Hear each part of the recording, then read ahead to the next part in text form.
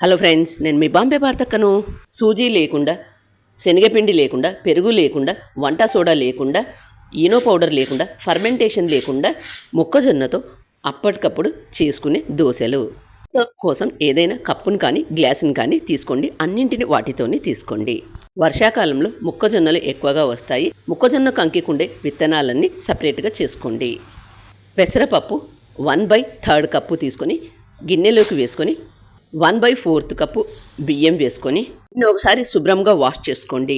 Wash చేసుకున్న వాటిలోకి మునిగేంత వరకు నీళ్లు పోసుకొని 1/2 అవర్ పక్కన పెట్టండి.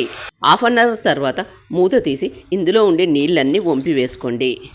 ఏ కప్పుతో అయితే మనం పెసరపప్పు బియ్యం తీసుకున్నామో అదే కప్పుతో 1 కప్పు మొక్కజొన్నలు తీసుకొని వీటిని మిక్సీ జార్లో వేసుకొని నానబెట్టుకున్న పెసరపప్పు బియ్యాన్ని కూడా మిక్సీ జార్లోకి తీసుకొని ఇందులో 1 ఇంచ్ అల్లం, 2 పచ్చిమిర్చి, టేబుల్ స్పూన్ ఉప్పు వేసుకొని వీటన్నిటిని మెత్తగా మిక్సీ చేసుకోండి. మిక్సీ చేసుకున్న దాన్ని గిన్నెలోకి తీసుకోండి. గరిటెతో ఒకసారి అంతా బాగా కలుపుకోండి. గ్యాస్ ఆన్ చేసుకొని దోశ పెన్నం పెట్టుకొని పెన్నం బాగా వేడైన తర్వాత పెన్నం మీద చుక్క నూనె వేసుకొని ఆనియన్తో అంతా బాగా స్ప్రెడ్ చేసుకోండి. ఇలా చేయడం వల్ల దోశ తీయడానికి ఈజీగా వస్తుంది.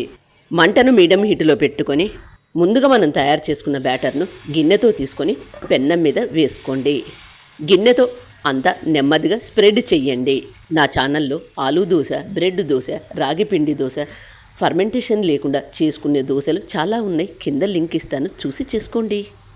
పెన్నాన్ని అన్ని వైపులా తిప్పుతూ దోశను బాగా కాల్చుకోండి. నూనె కానీ నెయ్యి కానీ మీకు ఇష్టమైతేనే వేసుకోండి, లేదంటే స్కిప్ చెయ్యండి. నేనైతే వెయ్యట్లేదు. దోశ తీసేటప్పుడు ముందుగా అంచుల వెంట లూజు చేసుకొని అప్పుడు దోశ తీయండి. దోశ చూడండి ఎంత క్రిస్పీగా, ఎంత బాగొచ్చిందో. ఇలాంటి క్రిస్పీ దోశలు కావాలి అంటే మరి మీరు కూడా తప్పక ట్రై చేయండి. అలాగే మిగతా దోశలన్నింటిని కూడా చేసుకోండి. వర్షాకాలంలో మొక్కజొన్నలు ఎక్కువగా దొరుకుతాయి. వీటితో ఇలా దోశలు చేసుకుని తినండి.